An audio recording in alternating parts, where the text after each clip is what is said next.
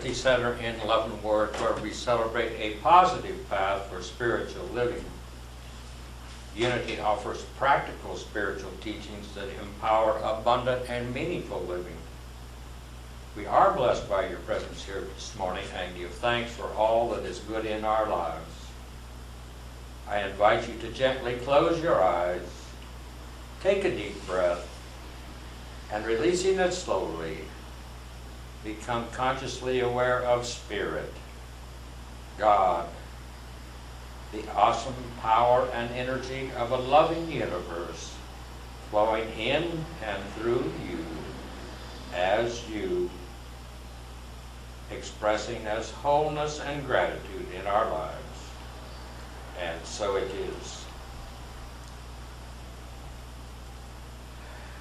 And now we have our announcements up on the screen. Do we? Yep. Okay. Today we're going to have something to eat, and then we're going to have a short special board meeting. And then on the 14th, we're to be determined, and I believe we have also scheduled the 21st as another healing prayer and meditation service. As far as scheduling ministers, we've got about 3 ministers that are willing to come out and for guest speaking lined up. We just haven't got a date for them all yet. And then, of course, we do have Reverend Jim Gaither coming out on December 7th to do his the morning message and the workshop. So all of that is coming up. And also I've decided to take the innovation of using some of our past recorded messages in place of a guest speaker so we can keep our costs down. And with that, we are ready for our welcome song. My soul is welcome here.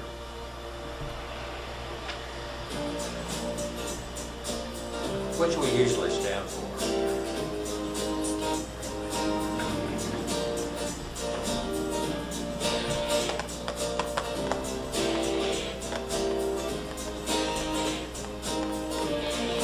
I'm in the right place at the right time. I am just where I'm supposed to be. I'm in the right place at the right time. I am just where I'm supposed to be. I'm in the right place at the right time. I am just where I'm supposed to be. I'm in the right place at the right time. I am just where I'm supposed to be. Oh, my soul is welcome here. Oh, my soul is welcome here.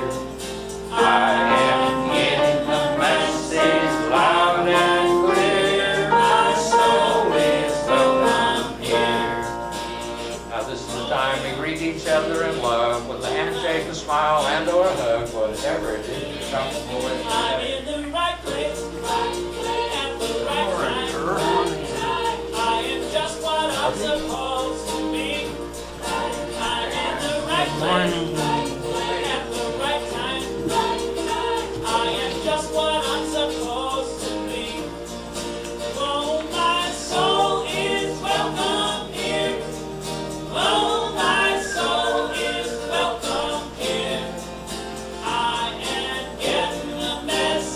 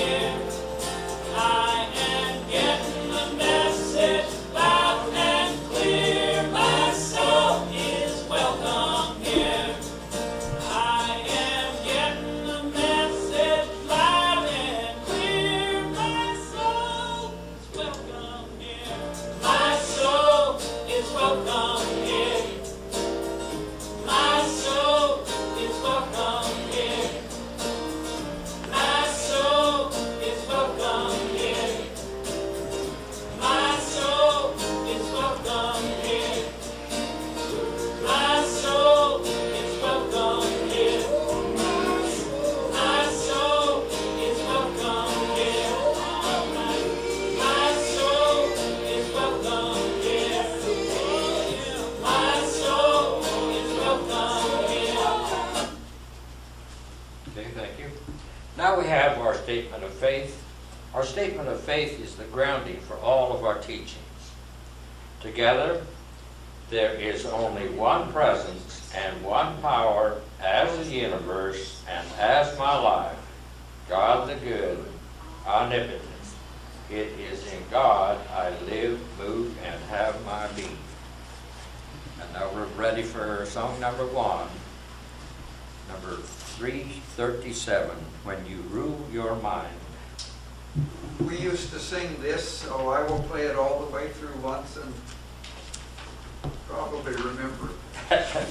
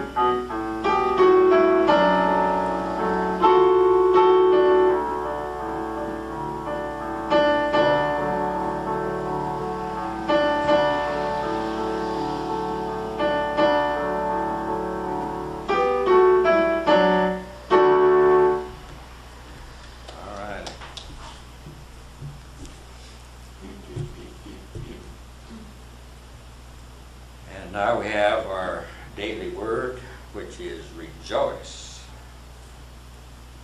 This is Sunday, October 7th, 2018, and our word is rejoice. I rejoice in unlimited possibilities. The Apostle Paul describes himself in the second letter in the Corinthians as sorrowful, yet always rejoicing. He calls upon his followers in Philippi to rejoice in the Lord always. By recognizing and thinking about the positive, the lovely, the excellent, and the praiseworthy energies in my life, I claim them and increase them. I rejoice when I both feel and express the joy of eternal spirit. There is energy in the infinite good that brings all people together in consciousness.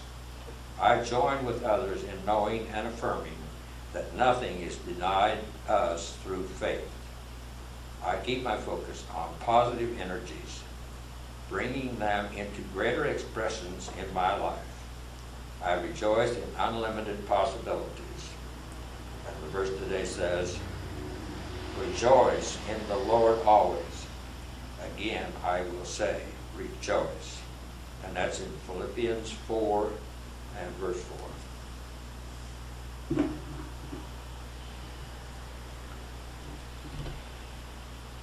And now we have our music for the song.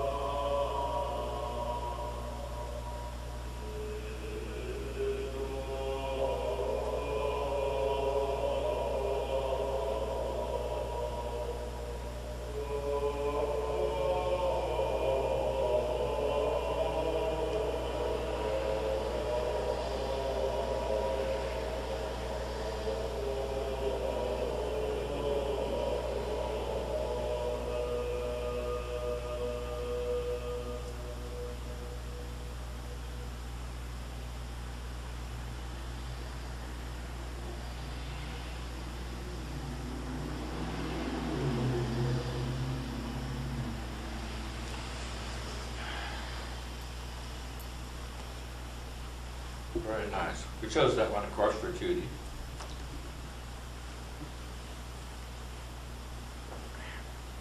And she's outlined a focus moment, which she didn't provide for me, so we're not going to do a focus morning this morning. We're going to sing our second song of the day, number 322. I am free. I am unlimited.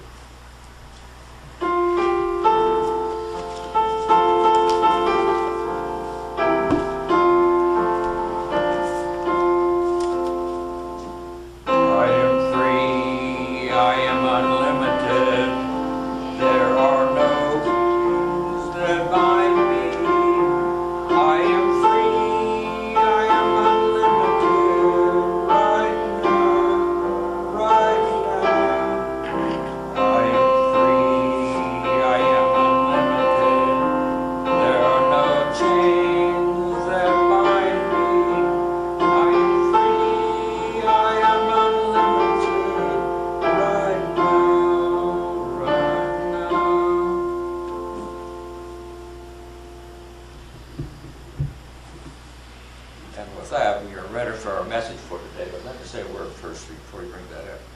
This is from Reverend Gayla on June 28th of 1915. And this, I thought the message was appropriate for today, and it affected me when she gave it, and I just think that it's something that we could bring up. Now, Reverend Gayla does the meditation first, you remember. So she will go into her meditation, and then she will provide her message. Don't take it personally.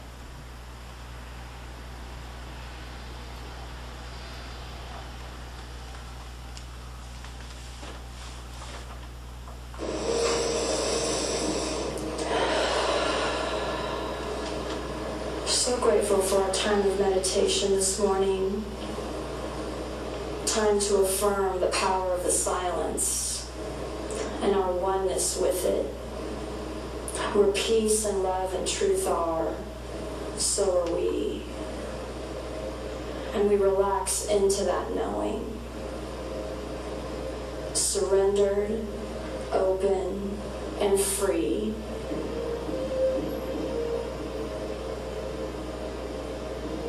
We always begin our meditations with a mindful breathing, in tune to how our chest expands and our lungs fill and release the oxygen that we breathe. And although it is a simple process, it is something we don't take for granted. Our breath, our life, our spirit, the universal spirit that dwells within us. In this moment, we calm our minds and bodies, opening our hearts to the beingness that we are. We focus on the presence of God. And Spirit is a reminder that this present dwells within us and one another. Spirit dwells within every living thing.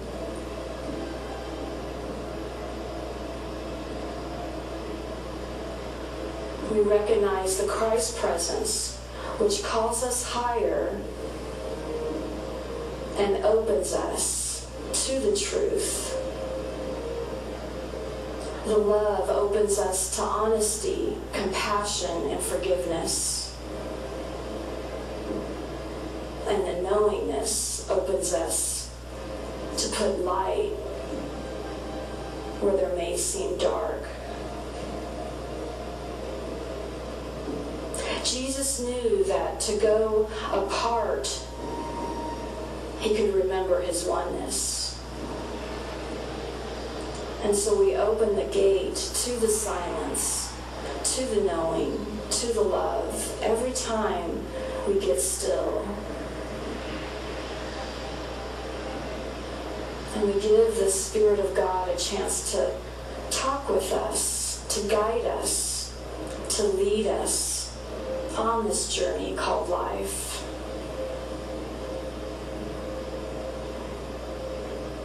Dwelling in this place, I see my connections to my brothers and sisters. And I remember to extend love to them because we are one. We are connected beyond appearances, beyond separations of our bodies. Our hearts have a golden thread that hold us together. And we clear our minds and settle in, examining our thoughts as they drift by, giving attention to our feelings, and know they're temporary as well.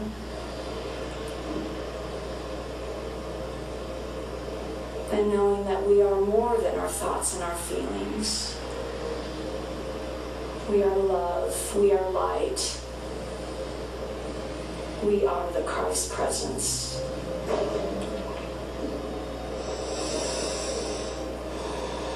We are so grateful to share this type of truth and share it with others, not with words, but with our actions.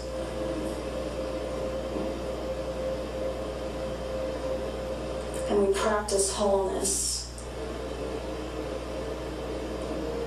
And we live out of that knowing of God's image and likeness.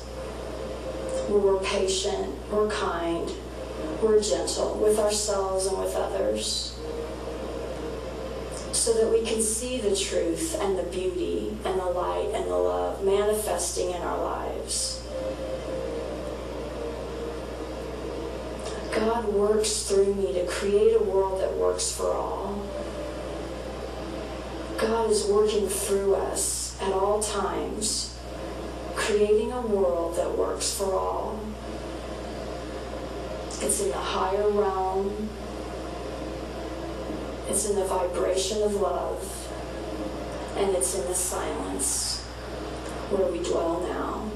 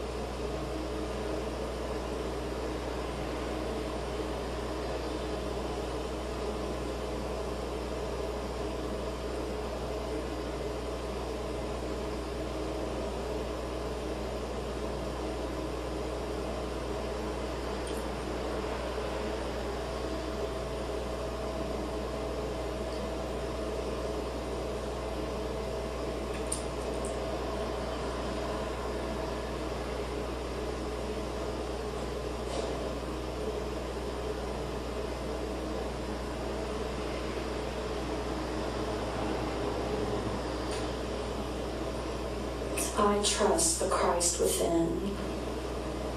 I trust my inner guidance to help me understand and to be understood. I am whole, I am free, and I am complete because I know the truth that God and I are one. And we let it go and we let it be. Amen.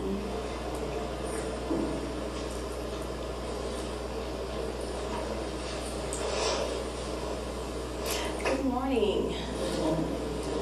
It's great to see all of you today. I'm still coming off of a high from our board retreat yesterday. We got to spend some time together and really just love on one another. So what a great community and a great family, and that extends over into this morning. So thank you all.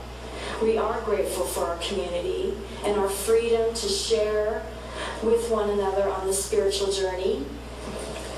One way that I like to practice freedom is through laughter. So I wanted to share with you a few jokes that I got related to our topic of don't take anything personally.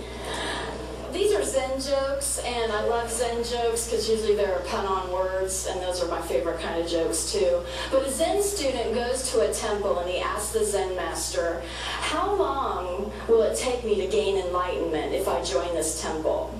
And the Zen master says, 10 years. He thinks about it a moment. He goes, "Well, if I really work hard and put forth double my effort, how long will it take?" The Zen master says, 20 years. A Zen student asked his master, "Is it okay for me to use email here at the monastery?" The Zen master replied, "Yes, but no attachments." That's a little bad one. And then the last one you might like. A Zen master visiting New York City goes up to a hot dog vendor and says, "Make me one with everything." And the hot dog vendor fixes him a hot dog and hands it back to the Zen master, who pays with a $20 bill. And the vendor takes the money and puts it in his cash box and closes it. "Excuse me, but where's my change?" asked the Zen master. "Oh, my brother," said the vendor, "change comes from within." I like that one too. That is a really good one. Yes, there are spiritual truths when we journey with the knowledge not to take it personally. In this spiritual life, we can ease up and take things lighter, keep it simple. My brother actually keeps a clown nose in his car, and he goes, "'Cause you never knows." And he puts the nose on, and when he's at stoplights and stuff. So this is quite a time to be lighthearted.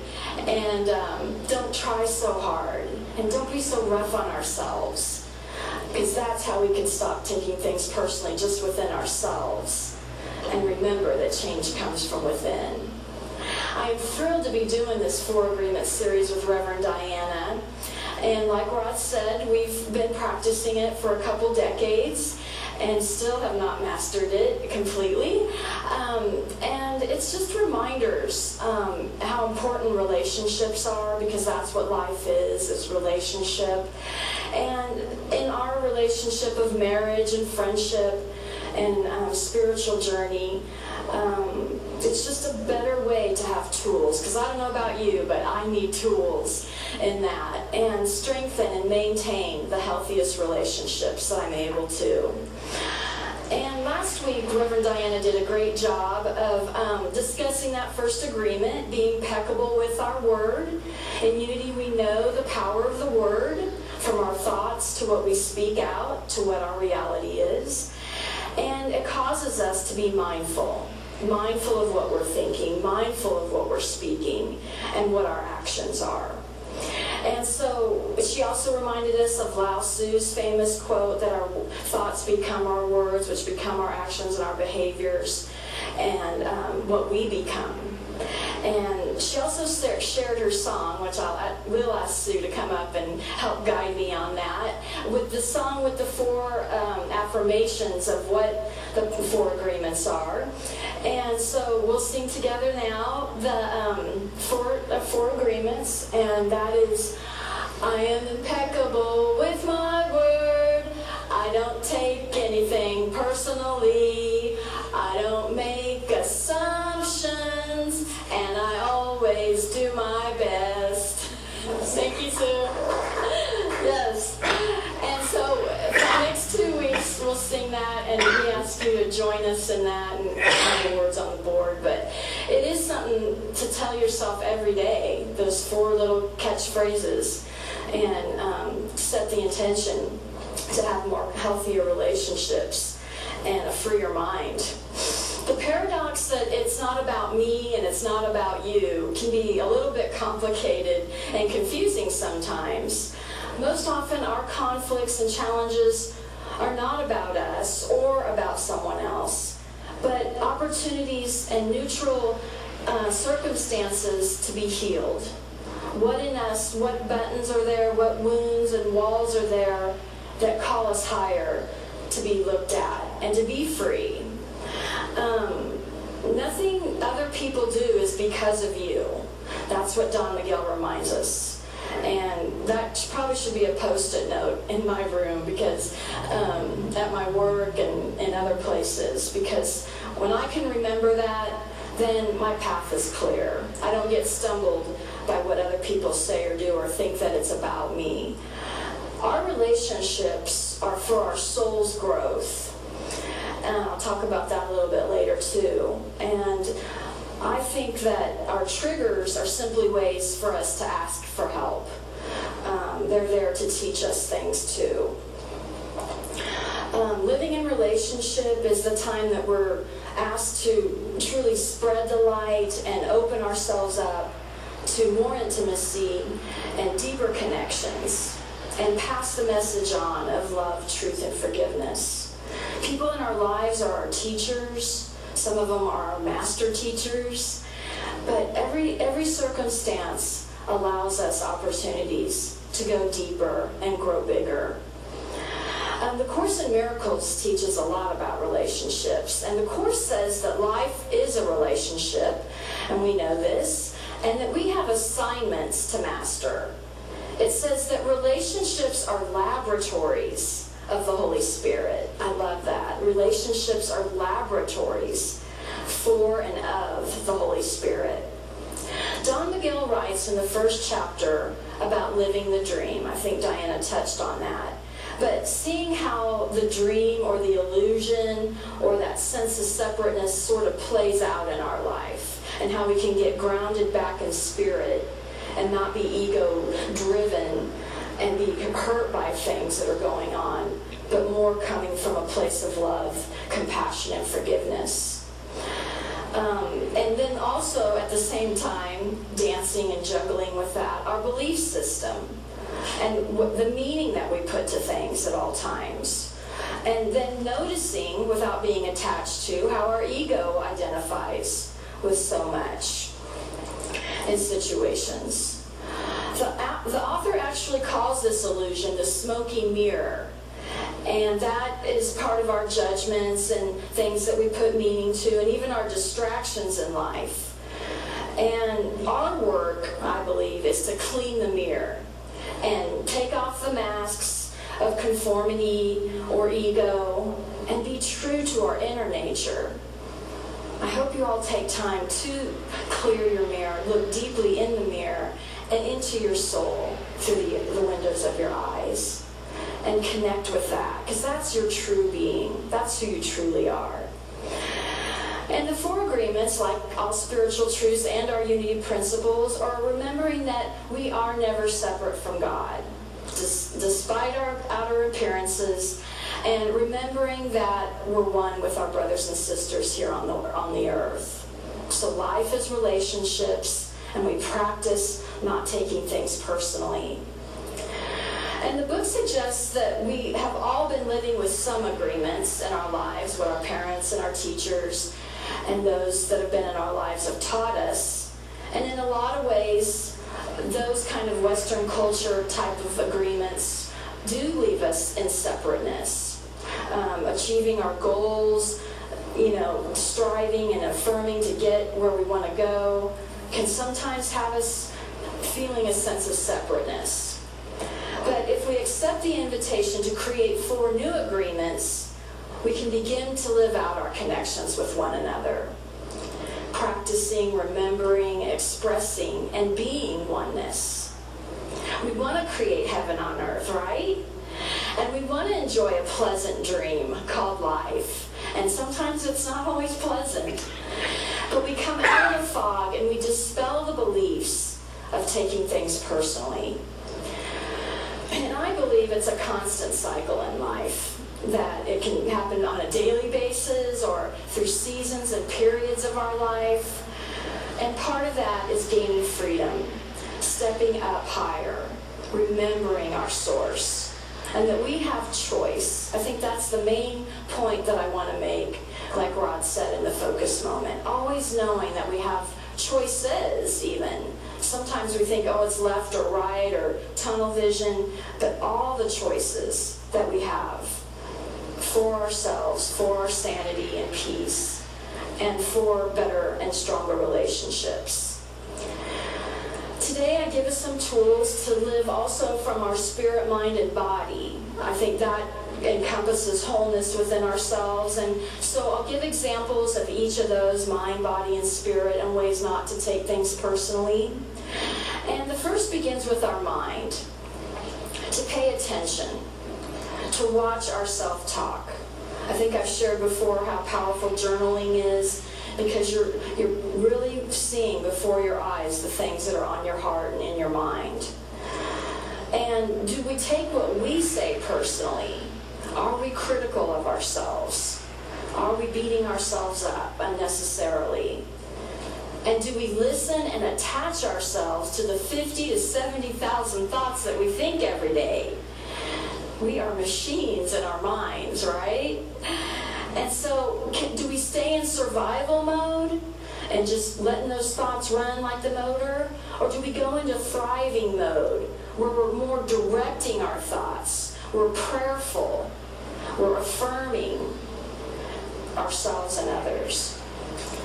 Are any of you familiar with Maslow's hierarchy of needs? Yes, it is a lifesaver to me. And so I wanted to share a little bit of that. Oh, also, you might be getting tired of these things, but keep calm and don't take it personally. Maslow's hierarchy of needs. I don't know that you can read it too well, but I'll give you a reminder for those of you that have seen it as well. I just think they bring a great understanding to our process of not taking things personally. The pyramid shows how we can move developmentally up. And sometimes I like to always think of things as a cycle or a spiral as well, that even though we might come down back on the pyramid, it's a different level. We're at a new awareness wherever we are. But the bottom of the pyramid is called our psychological needs. And that's our basic needs, our survival needs: food, water, shelter, warmth, rest. And then next is our safety and security needs, where we have a sense of competence and we're healthy. Next is love and belonging. And I believe that's where our circle of influence is, where we have people that we know, we have a sense of love and belonging, and we stay there. Family, friends, spiritual communities. Next is the self-esteem needs, feelings of accomplishment and prestige. Again, more confidence in who we are. And the last one's called self-actualization. And that's where we sense and reach our full potential. We know our oneness, we know who we are, what we are, perhaps where we're going, or where we want to go. But wherever we are on the chart kind of indicates where we're vulnerable or sensitive, and that's where we may begin to take things more personal on the lower ends of the scale.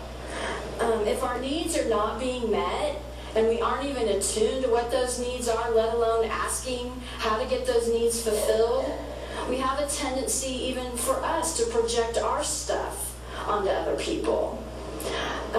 And rely on others for our own happiness if we're not in the areas of feeling the love and the belongingness and the esteem.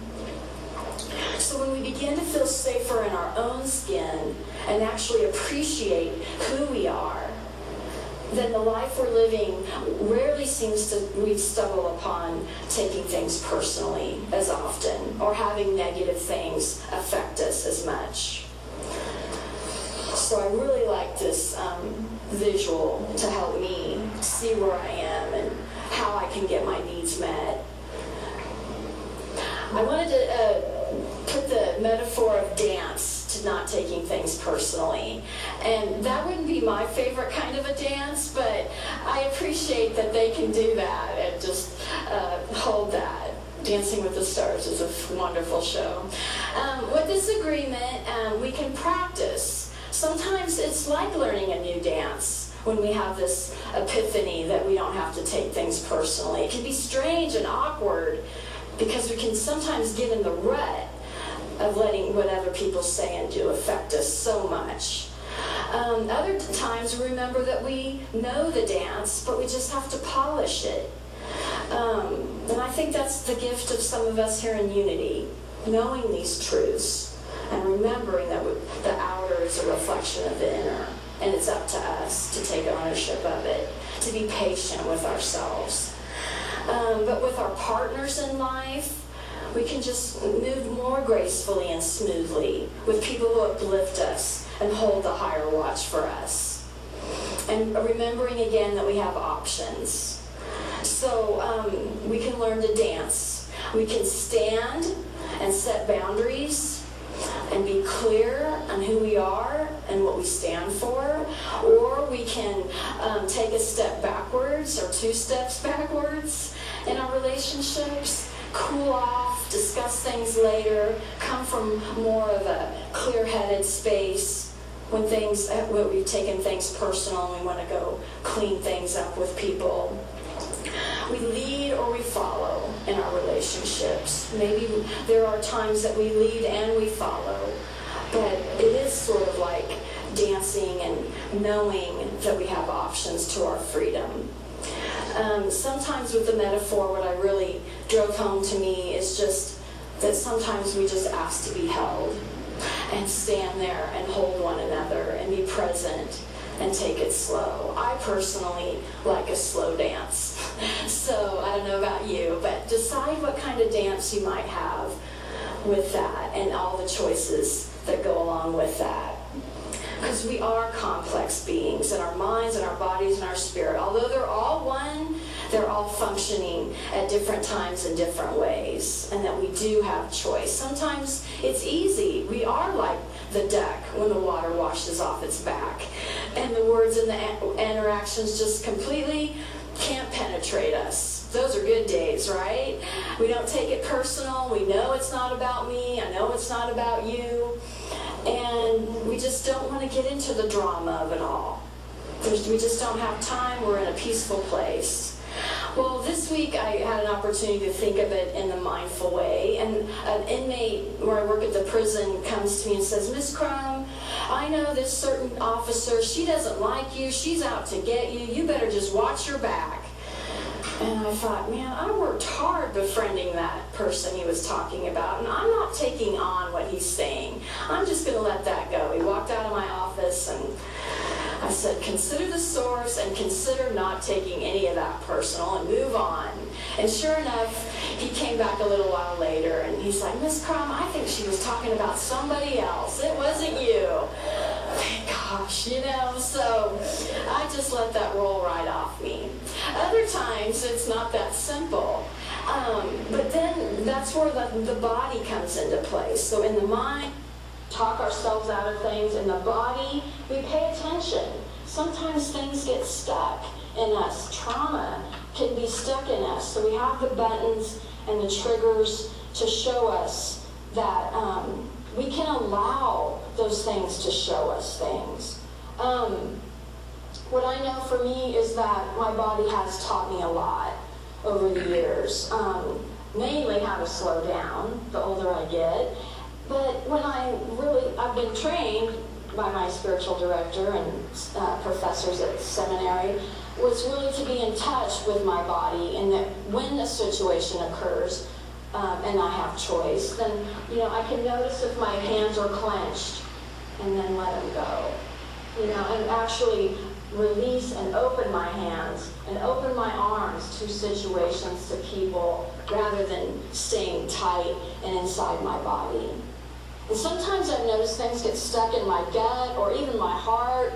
I feel tightness or have problems with digestion with my body because I've taken something personal. And that's just a time I go into meditation, even in those, meditate when you're calm. Thank God knows us and loves us. And we can go anytime into meditation, especially in those tougher times, when you can give it to God and be in touch with and release some of those things in your body. To me, it's always just a message that it isn't the outer, it's the inner. And that I just need more compassion, more self-love, and simple connection with my source. So Donna Gill says that we must not take things personally and remember the love of God inside us, whether we do that with our minds, in our bodies, and naturally with our spirit, and make happy agreements with ourselves. Be our own best friend. Be our own soulmate. I heard that phrase this morning. Like Maslow's hierarchy and all of our spiritual practices, we become enlightened and self-actualized and choose bliss. Don Miguel says that, he said, we're making love with everything that we perceive. And so it is a choice. We practice not taking it personally in our minds and our bodies and our spirits. There is nothing separate here. And sometimes we need to tell our minds that it's not about them, but something inside me that needs to heal. And let our heart take us places where we can be unstuck and give attention to certain things in our lives. And our our work is to look at ourselves, to clean the mirror. We also are building trust with our source, with ourselves, and with one another. And instead of choosing to suffer and be attached to outcomes and be in that suffering. Reverend Diana mentioned it last week, but to me, I live by the St. Francis prayer a lot of times, humbling myself. And so that really is a tool for not taking things personally, to be, to understand rather than to be understood. Or both. We have choice, and we do our forgiveness work and apologize when necessary, because we can put our projections out there too. A lot of times when we're taking things personally, it's mostly because we feel judged or criticized. And that can be very painful. And so just detaching from that fog that someone's saying something against us, and just to see if there's any truth to it and how we can transform it for ourselves. Through this agreement, we gain understanding that we can clear a lens, that we can see a new picture, make a new movie, and we practice stepping back and observing that. And not taking things personally is difficult. We do not deny that. It's part of our human makeup. But even that is part of the dream and the illusion that Don Miguel's talking about. To say it's hard or it's difficult can even be part of the story, that ego piece. And probably there isn't anyone in this room that can honestly say that they've never taken things personally, because that is part of how we are as human beings. And we do get criticized, and we do feel rejected and not included in certain things, and treated rudely even, but we just and get cut off in traffic. How about that one? So just knowing the truth, that that person wasn't doing it because they saw me in my Chevy truck going to come and get on 435 and purposely ruin my day. That is not happening. Don Miguel says you take it personally because you agree with whatever was said or done. And as soon as you agree, the poison goes through you and you're trapped, even like a living hell. He goes on to say, nothing other people do is because of you. It's because of them. And what they say and what they do and their opinions that they give are according to the agreements that they have in their own minds. Their point of view comes from all the things that they've experienced and they've agreed to and they've believed in their life. So the last challenge that I have about this section is the not taking anything personally. To remember that it applies to the bad stuff people say and do as well as the good stuff. That this book gives an example of someone telling you that you're stupid. It suggests that with this agreement, you don't have to take it personally because it isn't about you at all. It's about their opinions, which are about them, not you. But the book also gives an example of someone telling you that you're really smart and you're attractive. And this agreement would say that we don't want to take that personally too. We don't want to be attached. It's the outer. When we know it inside, that's the difference. Because the same concepts apply, that they are speaking truths about you. They're putting their opinion back on you. And it's just more awareness and being mindful. And again, unattached.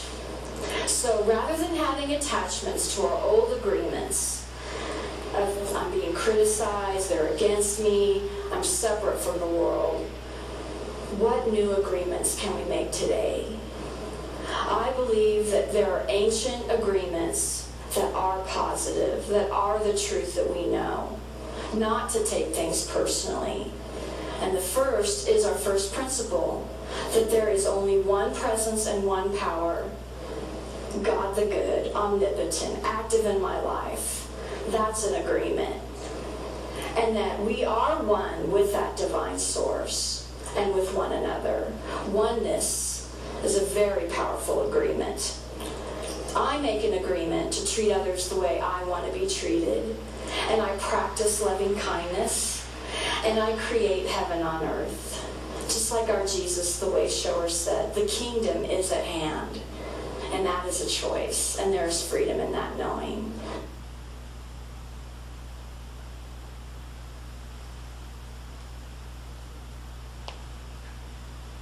Wasn't that good? Don't you think that was appropriate for today? Yeah. Sorry about some of the bad spots in the recording there. She was wearing a lavalier, and those are very sensitive sometimes to just body movement or whatever going on. I thought it was very good. Now we have our message in music with Phil. I will play a Bagatelle by Beethoven. I like to play these every once in a while. They're all very good. They're in different sorts of moods. Some of them are a little too hard to play, but most of them I can play. I think today's is a pleasant piece. I may have a little trouble turning the page, otherwise you should be all right.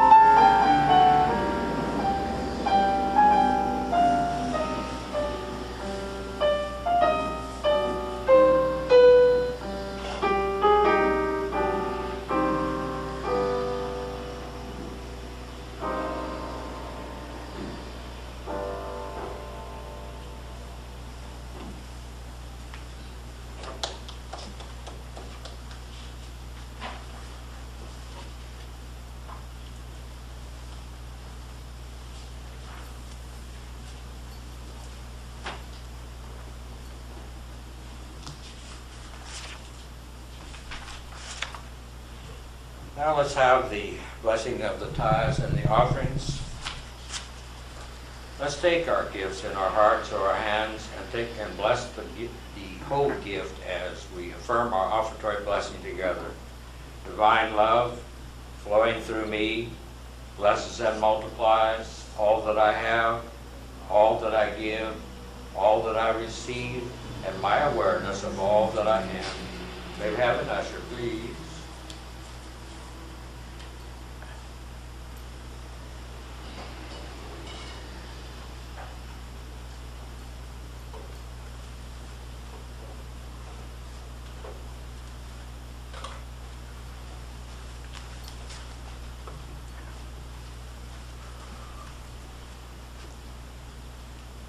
We thank you, God, for the givers and for the gifts.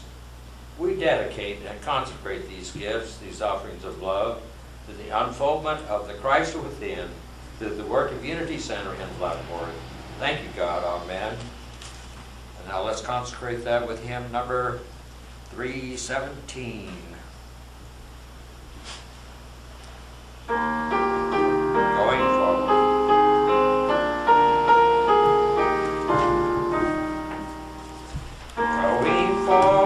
Going forward, this will always be my creed. Going forward, God fulfills my every need. Going forward, I am learning truth I need. Going forward, I am growing, I succeed.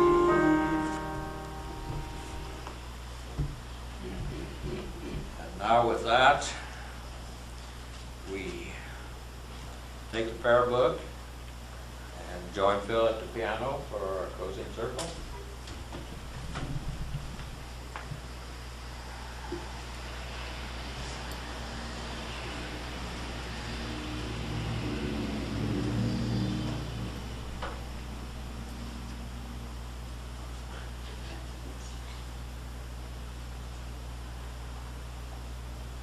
Heavenly Father, Divine Spirit, bless the prayers of this book and those in our mind, as we know that you always will and always have.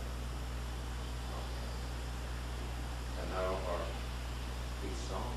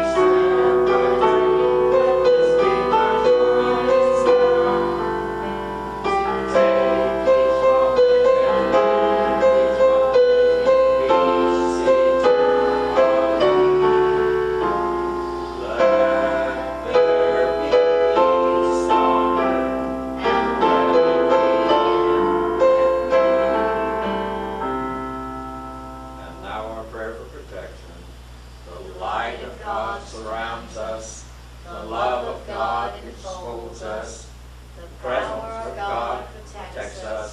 The presence of God watches over us. Wherever